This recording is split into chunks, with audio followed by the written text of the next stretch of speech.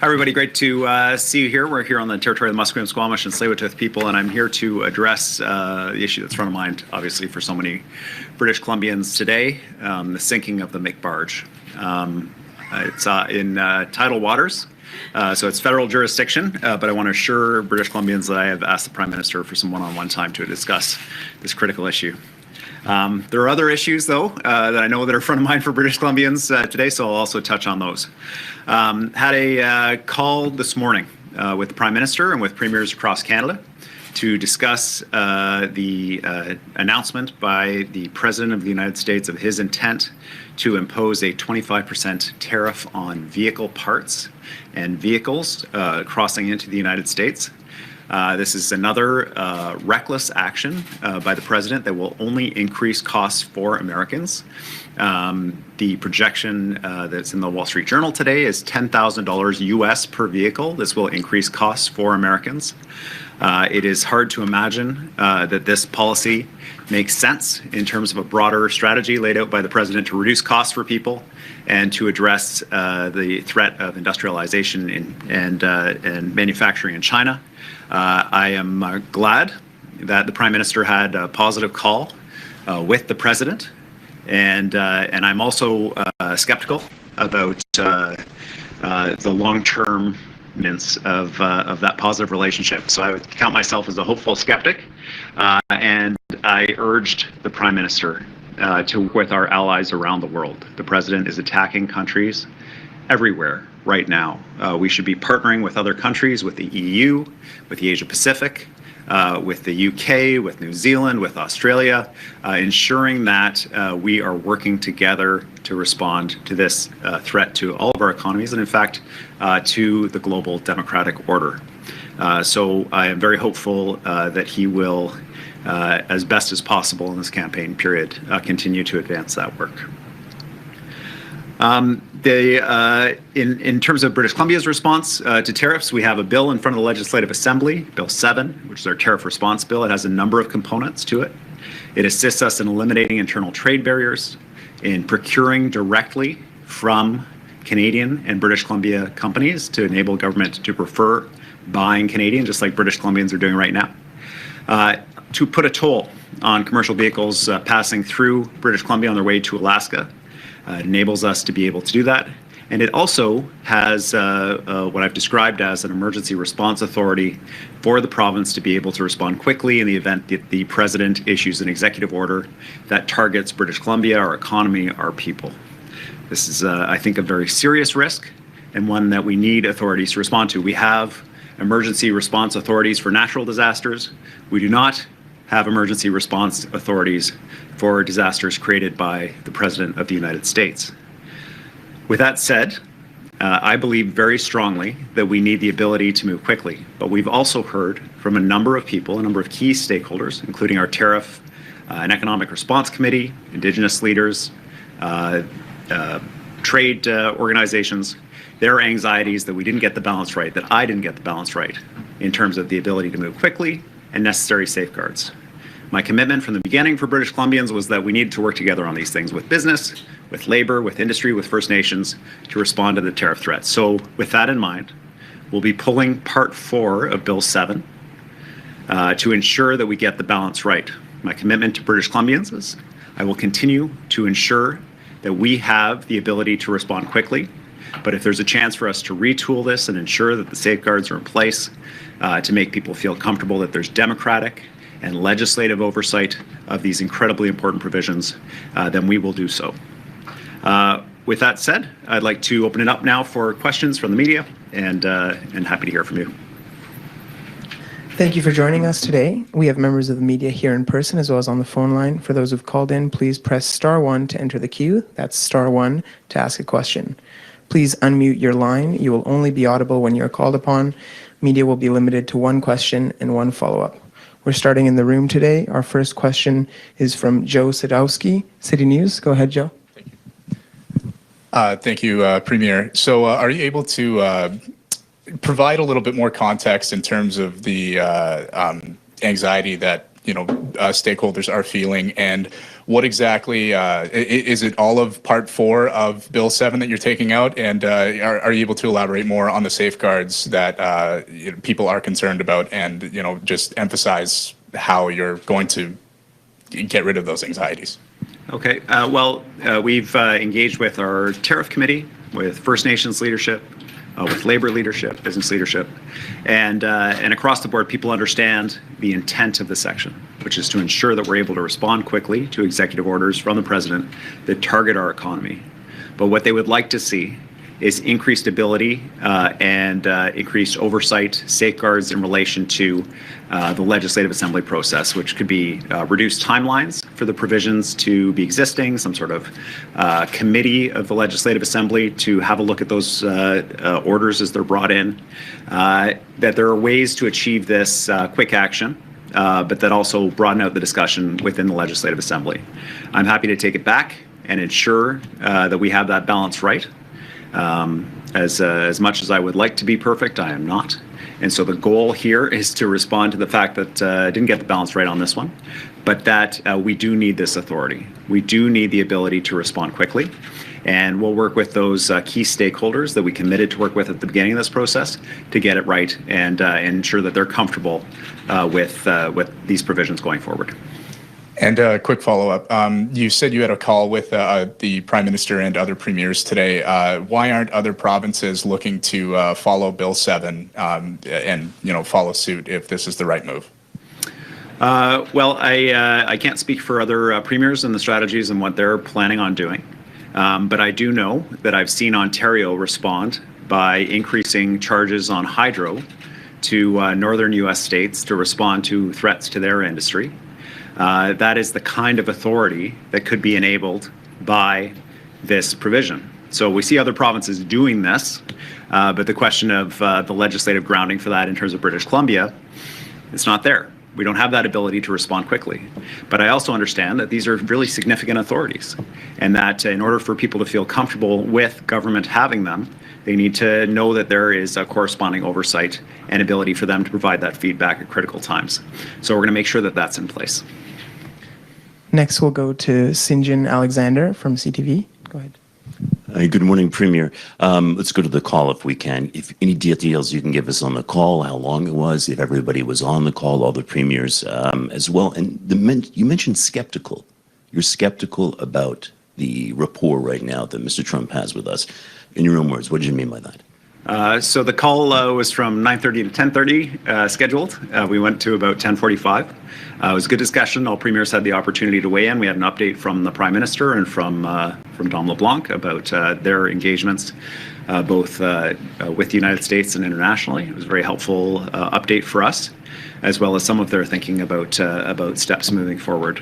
For my part, I shared a number of concerns from British Columbia. One is the impact of retaliatory tariffs on the costs of public infrastructure, highways, bridges, hospitals, and major public projects, as well as my wish that the Prime Minister and his team aggressively pursue international partnerships to fortify our tariff response. So we're all working together.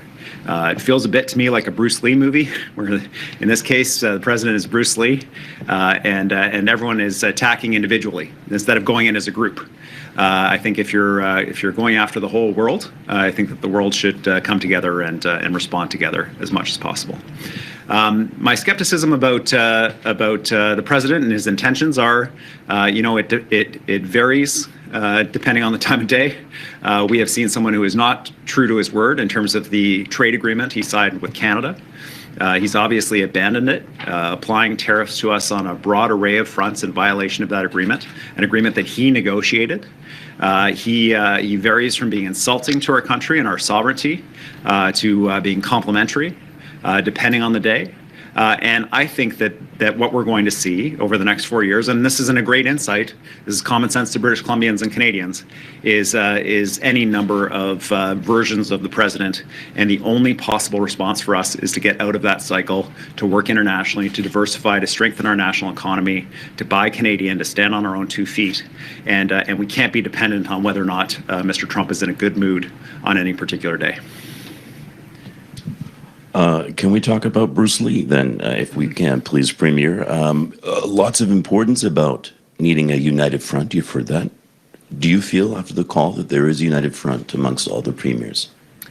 Yeah, I think one of the strengths of the Team Canada approach has been that each of the premiers comes at it from a different angle. We each have aspects of our economy that could assist in responding to the U.S. and pressuring the U.S.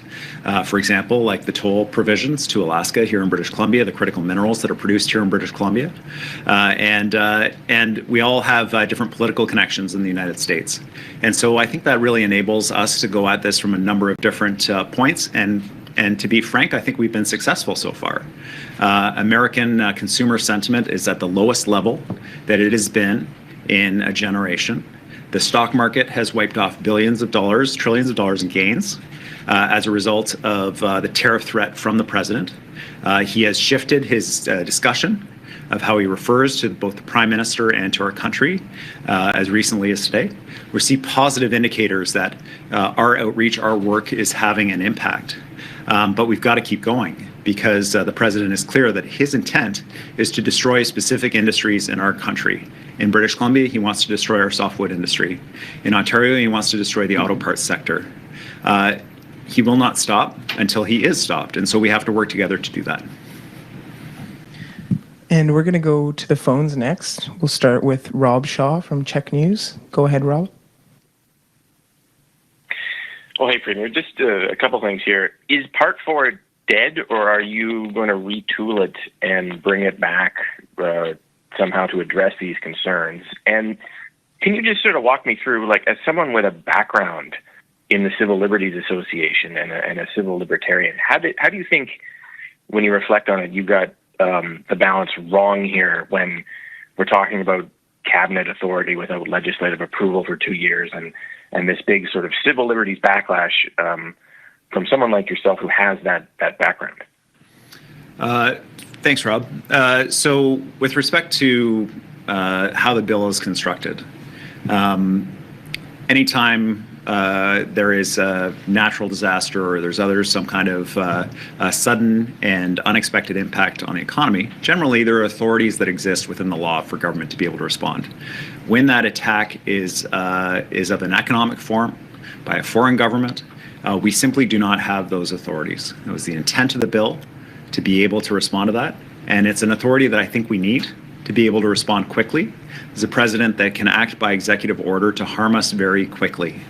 And we do need to be able to respond quickly. So my intent is to take the bill away, to work with key stakeholders, find a version that addresses the safeguards that they would like to see, the engagement that they would like to see, but still addresses that ability to move very quickly to protect British Columbians, because that's our goal, to protect British Columbians and Canadians. And I'll say just broadly, my interest in being able to move quickly to respond to the threat that British Columbia is facing got the better of certainly my understanding that the safeguards that people are calling for need to be there as well. So I'll make sure that we're addressing those safeguards, that we're finding a way to achieve all of these goals if that's possible, and bring the bill back as a separate bill for the Legislative Assembly. Rob, do you have a follow-up? Sure, thanks. Could you tell us a little bit about when you realized you were going to have to make this move? I know, like 10 minutes after the bill came out, there was already suggestions about this. We asked you about it in a press conference. You had that meeting of your tariff committee, I think last Tuesday, where they said they had concerns about it. You have former premiers coming out in the last couple of days. Was there a certain point with a certain group or a certain voice that convinced you were going to have to back down on this bill? And when did you come to that realization? Yeah, the Attorney General and her team have been engaging with a number of key stakeholders on this, which includes our tariff committee, among others. And my commitment from the beginning to British Columbians was that we needed, if we were going to be successful in this tariff fight, if we are going to be successful, we all need to work together. I mean, the business community, we need labor, First Nations leadership, we need all British Columbians on side. The level of anxiety and concern that I was hearing from key stakeholders was pretty clear through the Attorney General and her team. It was pretty clear to me that we needed to have another look at that and at this, and that's what we're going to do. Next, we'll go to Richard Zussman from Global News. Go ahead, Richard. Obviously the first opportunity we've had to speak to you since the federal election started. You had an opportunity to speak with the Prime Minister today. Do you believe that we need consistency here and that Canadians would be best served if the Liberals win this election to provide stability through these threats of tariffs from the United States? Well, Richard, there's no question. I'm sure it's obvious to British Columbians and to all Canadians that instability at the federal level during this critical time has been a problem. It's been a huge challenge for us as a country to respond to this threat. I will say that the leadership federally in the circumstances has done the best they can, but the circumstances are not good. I want this election behind us as quickly as possible. I want a Prime Minister sworn in. I want stability at the federal level. I'm on Team Orange, and I'm on Team NDP, but that stability is absolutely crucial for the country going forward. And you can hear it even in the agreement that the Prime Minister struck over the phone for what that's worth with this president, that there's going to be conversations about and negotiations about the entire trade package going forward with the United States as soon as the federal election is done. So it's cost us. It's been a challenge, but the good news is, to my mind, is we do see a light at the end of the tunnel. We are getting to the end of the tunnel. We're going to have a Prime Minister sworn in. Parliament will be sitting, and that will remove a hand that's been tied behind our back for too long. Richard, do you have a follow-up? Yeah, our parliamentary system can lead to some complicated results. Are you encouraging British Columbians to vote New Democrat in this federal election? And by doing so, do you have any concern that could lead to vote splitting and produce a conservative government? What is your message to New Democrats out there, centrist voters who supported you in the last election, progressive voters who are trying to figure out what the best option for this country and this province is in this federal election? Well, Richard, I have total confidence in Canadians and British Columbians to vote and ensure that they're supporting representatives, regardless of party, that are going to advance the interests of their community, of their provinces, and of the country as a whole. People know what color jersey I'm wearing, but it doesn't matter the color of the jersey right now for Canadians. It's got a maple leaf on the front of it. And we're all fighting together as Team Canada.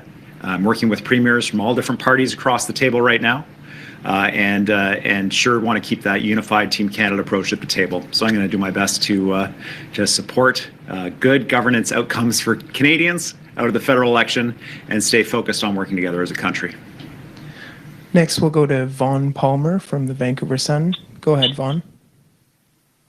Good day, Premier. On the 13th of March, you told us in a news conference that cabinet orders passed under Bill 7 would be subject to ratification by the legislature. When you said that, were you aware that there is, in fact, no clause in the bill that says that or requires it? Well, Vaughn, in order for any provision passed under the Part 4, which we will be pulling in order to retool it. In order for any provision under that section to continue, it would have to come to the legislature. And I understand the objection that the 24-month horizon was too long for people. It's a legitimate concern that's been raised, and it's one that we're looking at addressing in terms of other safeguards we can put in place. In addition, every provision that was brought forward had to come out and be reported to the legislature. There'd be transparency around it. I understand that was not considered to be sufficient for key stakeholders. So we're going to take this bill back and make sure that we have provisions in place that people feel and understand that there'll be oversight of these provisions while ensuring at the same time that we're able to act quickly to respond to an economic attack from the president that I entirely expect, because it's what he's been doing since he's been elected, and it's only been a few months, and we got 4 years to go. Vaughn, do you have a follow-up question? Yeah, you said ratification 3 times, and it's not there. It sounds to me like you hadn't read your own bill. Well, Vaughn, that's not true, and it's not correct. Every provision that would be passed in order to become law in British Columbia to continue would need to be passed by the Legislative Assembly within 24 months. And I understand the objection that that is too long, but it is not correct to say that it wouldn't have to be ratified by the Legislative Assembly. Next, we'll go to Katie DeRosa from CBC. Go ahead, Katie.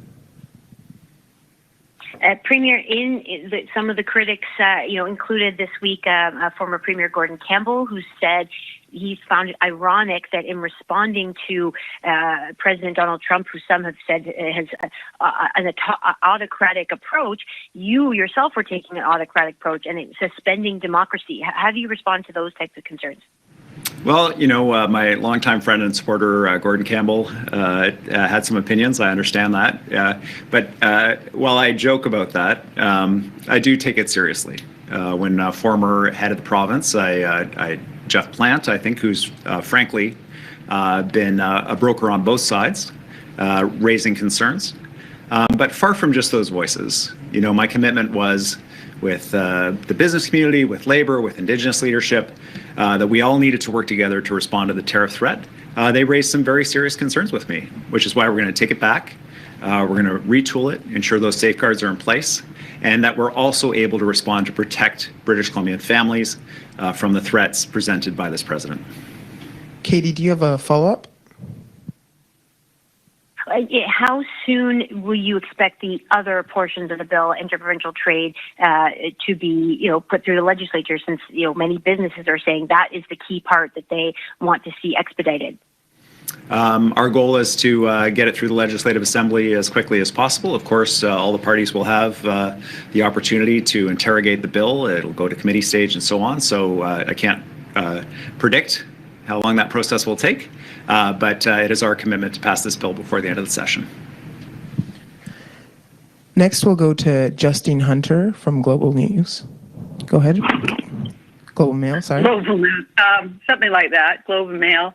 Hi, Premier. So I just want to clarify, first of all, so Bill 7 goes ahead without Section 4. Then you want to bring a bill in that will embrace the principles of Section 4. What is the timeline for that? Are you hoping to get that in quickly before the session ends? We'll take the time that's needed with our key stakeholders to be able to do this work. It's unlikely that we'll be able to introduce anything before the end of the session. We already have quite a full legislative agenda, but I do think it's quite an urgent need that the province has to be able to respond quickly to threats presented to BC families by the president. So we'll be working as quickly as we can with our stakeholders while ensuring that they have a chance to have their voices heard in the process.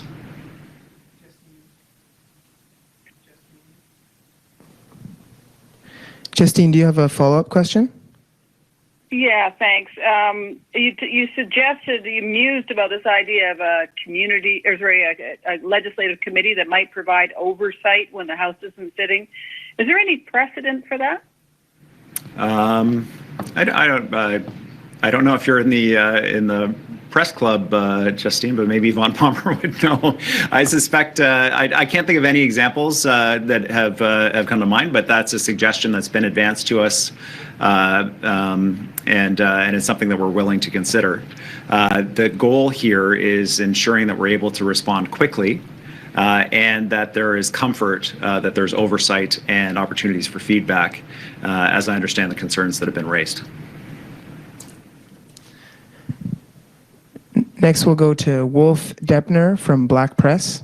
Go ahead, Wolf. Yeah, hi, good morning. Thank you for taking my question. I want to follow up on Justine's question.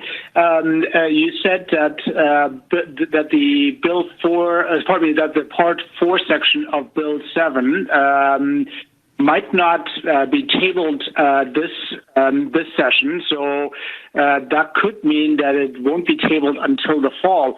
So that's several months from now. Does that not undermine your own argument that you need to act quickly on the tariff threats? Thank you. Yeah, well, I don't think it's any secret that I think we need this authority, that I think we need it urgently. But I also recognize my own vulnerability to want to move very quickly to protect BC families and protect our economy, with the need to balance that with legitimate concerns that have been raised by key stakeholders of ours. So I want to move as quickly as possible to get this in place, but I also made a commitment to British Columbians and to these key stakeholders that we would do that together. Wolf, do you have a follow-up question? Yes, I do. It sounds like you're trying to square that proverbial circle here a little bit.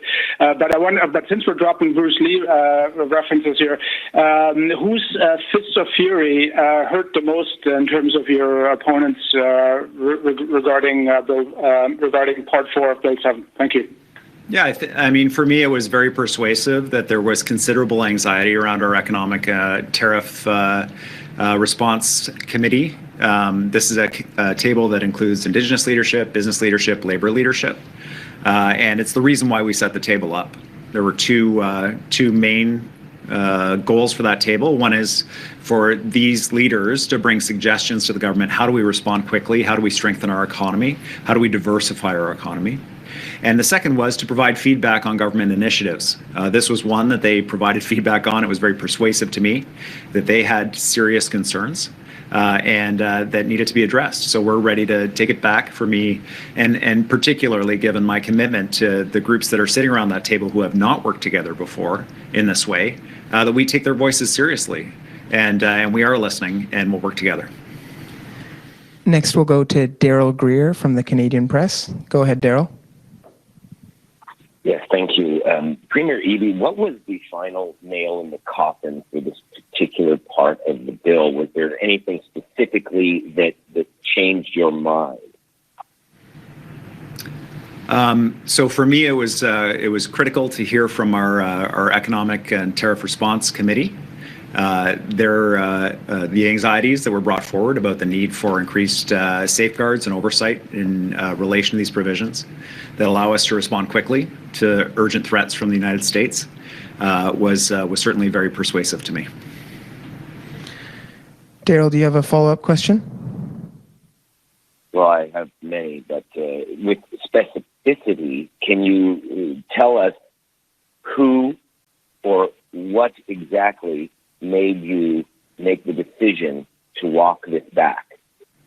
Sure. I heard concerns from key members of our Tariff Response Committee, including Indigenous leadership, leaders of economic organizations in the province, that I brought together at this table specifically for the purpose of providing this kind of feedback to the government, with the promise to them that we would listen to them if they raised concerns. And that is what we're doing here today.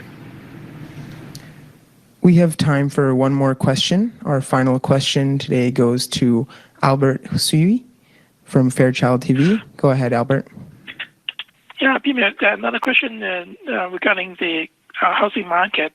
Considering the housing market cooling down, will the government consider pausing the hike on speculation and vacancy tax and invite foreign investment?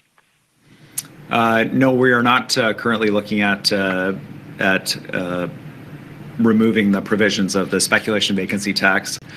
This tax in particular discourages people from buying homes and leaving them vacant as investments. One of the risks that we face here in British Columbia, as well as across Canada right now with a low dollar, is that our real estate becomes significantly more affordable for international speculators and investors, and they can outbid British Columbians and Canadians. At this time, certainly, when our dollar is facing considerable pressure and is likely potentially to go even lower if the president follows through on his continued threats, we need to ensure that we're protecting British Columbians, that they still have the opportunity to get into our real estate market. In terms of investment generally, we're looking for ways, because we know that builders are facing a lot of pressure right now in terms of capital to be able to build pre-sales. The pre-sale market, the old way of marketing condos, for example, has been facing huge pressure, not just here in British Columbia, but across the country for a variety of reasons. Finding ways that home builders can access capital to be able to build homes for British Columbians and Canadians to live in whether to rent or to buy, is something that we're working on very actively. And we have a pilot project in Vancouver with Musqueam, Squamish, and Tsleil-Waututh that creates the possibility of investment vehicles that allow capital to create housing that's more affordable for British Columbians. I'm really excited about that. And there's other pieces that the housing minister is looking at. So on the one hand, we're going to continue to ensure that people are protected from having homes bought and left vacant. On the other, we're going to ensure that home builders are able to continue to build homes to respond to the needs of our population, and especially where we can do so at reduced cost. Albert, do you have a follow-up? Just the Premier has already answered. Yeah, no more. Thank you. That's all the time we have for today. Thank you for joining us. Thanks, everybody.